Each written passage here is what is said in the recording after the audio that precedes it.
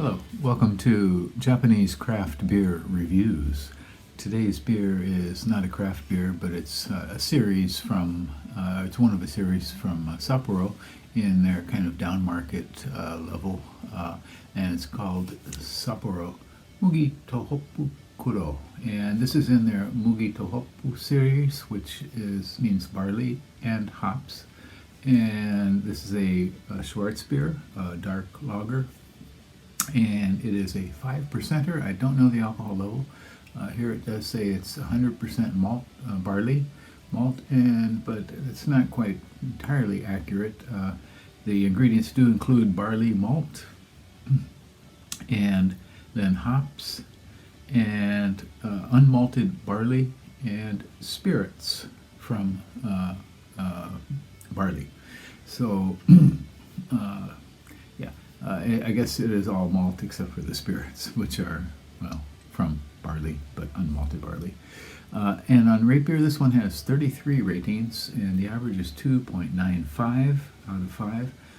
And it gets a 31 percentile, that's out of 100, 31 percentile for all beers on Rate Beer, and 39 percentile for its style, Schwarz beer or a black lager. And on Untappd, there were 778 ratings, and the average was a bit higher, 3.21 out of 5. And I have never had this before. I have looked at a few other beers in this series. There are several in the Mugi to Hop series. And these are what are called shin genre beers. They include less malt than regular all malt beers. This one says all malt, but it does have spirits added, so I guess it's put into the Haposhu category. And this might disappear in the next few years as the tax rates change. And currently, all malt beer is taxed at a higher rate than less than all malt beer. And so some beers use other ingredients, adjuncts, to either lighten the beer, and in some cases provide fermentables as well. But they're gradually lowering the tax on all malt beers and raising the tax on things like this. So in the next 2 years or so, it should become equalized, so there will be no advantage. Currently, beers like this, cheaper beers, are selling a lot more, and so in the future, I think we might see fewer and fewer of these kinds of beers. Okay, so I'm actually reviewing this because I received a comment.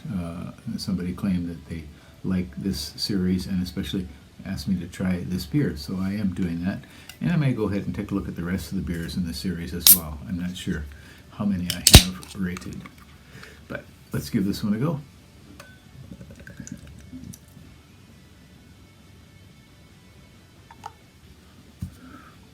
Okay, it is quite dark brown, translucent at the edges, and at the bottom I can see light coming through. You can't, but I can. And it has a kind of thin, dark tan head.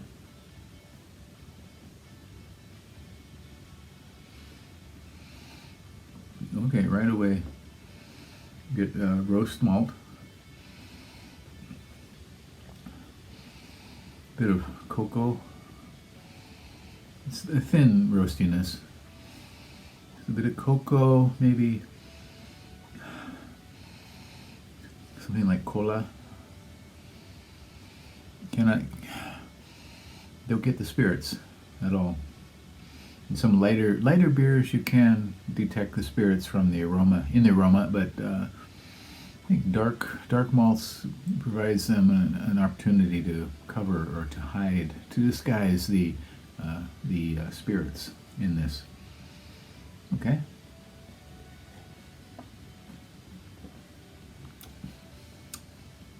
Very mild roast malt. Some light chocolate.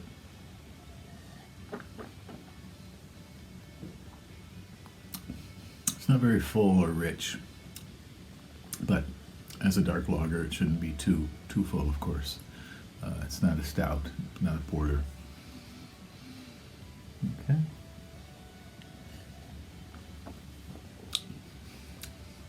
spirits are not really too evident. In some beers, like this, darker beers that do have some flavor, the spirits will tend to deaden the flavors a bit, and that's not the case here. All malt, except for the spirits and the unmalted barley. A lot of beers do use unmalted barley in it. So this is not terrible. I don't think I would buy it again, but if the price advantage were not going away, I might.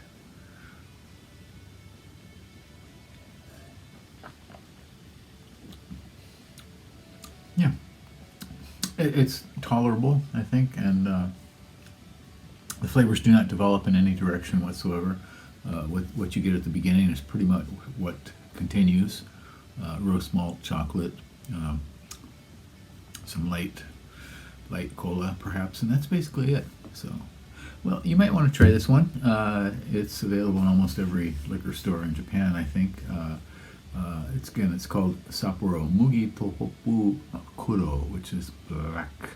It is a Schwarzbier black lager at 5% from Sapporo, one of the well, I feel Sapporo is probably the best of the four major brewers, but again, it's just like your opinion, dude. In any case, take care, drink better beer, bye-bye.